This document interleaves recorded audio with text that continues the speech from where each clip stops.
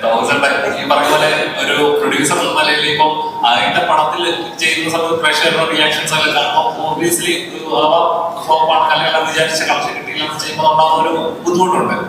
അതേ ടീമിലൂടെ രണ്ടാമത് ഒരു ചിത്രം ചെയ്യുമ്പോൾ ഉണ്ടാകുന്ന റിസ്ക് ഉണ്ട്. അല്ലെങ്കിൽ അത് ഒരുതരം വാശിയാവാം. നമ്മൾ ഈ പടം വിജയിപ്പിച്ച് മോശം പങ്കാരെ കൊണ്ട് നല്ലത് പറയിപ്പിക്കും എന്നൊരു പ്രൊഡ്യൂസറുടെ വാശി കൂടെ ആവാം. ഇന്ന് ആ വാശി സക്സസ്ഫുൾ ആയി നിൽക്കുകയാണ്. വാശി അല്ല, അതുപോലെ ഇതെന്റെ 9ാമത്തെ സിനിമയാണ്. അപ്പം സൈജുവും ഞാനും കൂടെ ഇത് 4ാമത്തെ സിനിമയാണ്.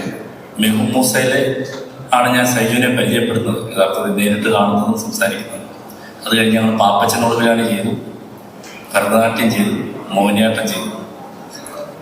ഇതിലെ പ്രധാനമായിട്ട് ഞാൻ കണ്ടത് ഭരതനാട്യം നമ്മൾ സിനിമ ചെയ്ത് കഴിഞ്ഞപ്പോൾ അതിലുണ്ടായിരുന്ന സിനിമ നന്നായിട്ട് വന്നു, OTT ഭയങ്കര അപ്രീസിയേഷൻ വന്നു.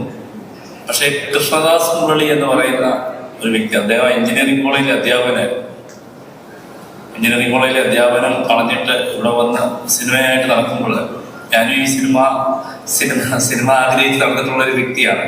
അങ്ങനെയാണ് ജോലി തേടി വിദേശത്ത് പോകുന്നത്. അല്ലെങ്കിൽ ഇവിടൊക്കെ ഉണ്ടായിരുന്ന ആള് കലാപരമായിട്ട് നടന്നൊരു വ്യക്തിയാണ്. അപ്പം കൃഷ്ണദാസിന് എത്രമാത്രം കഴിവുണ്ടെന്നും കൃഷ്ണദാസ് എഴുതിയാൽ എങ്ങനെ ഉണ്ടാകുമെന്നുള്ളത് തിരിച്ചറിയാൻ അധികം ബുദ്ധിമുട്ടൊന്നുമില്ല. നന്നായിട്ട് എഴുതുകയും നന്നായിട്ട് കൃഷ്ണദാസ് ചിരിക്കത്തില്ല ഒത്തിരി. നമ്മള് കോമഡി പറഞ്ഞാൽ ഒത്തിരി ചിരിക്കും.